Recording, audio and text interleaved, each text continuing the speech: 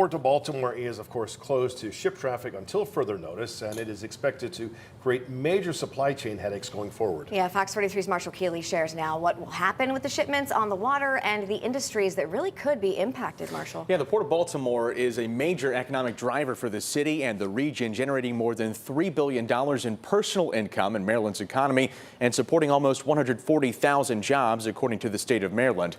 While the port's 17 terminals are still loading and unloading trucks, ships aren't allowed in or out of port as the rescue efforts continue.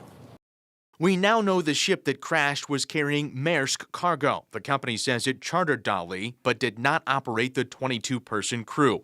Maersk says it's moving future shipments to other ports or transporting cargo on the ground and has told customers in a statement to expect delays. It's not just the cargo on that ship that will be impacted by the bridge collapse. It could hurt the auto industry. The Port of Baltimore processed almost 850,000 cars and light trucks last year, the most of any port in the country, according to the state of Maryland. It was also the port that handled the most farm and construction equipment, along with imported sugar and gypsum. The Port of Baltimore was the nation's second highest exporter of coal last year. The Port of Baltimore is one of the major ports on the East Coast, so it is going to be critical.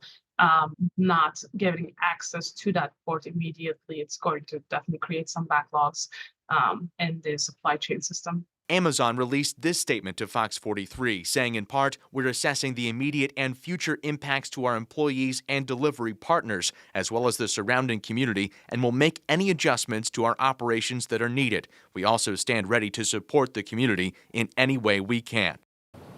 In our next half hour, we'll dive into the details of the Francis Scott Key Bridge and get an engineer's perspective on the collapse and the impact to travel. Marshall Keeley, Fox 43 News.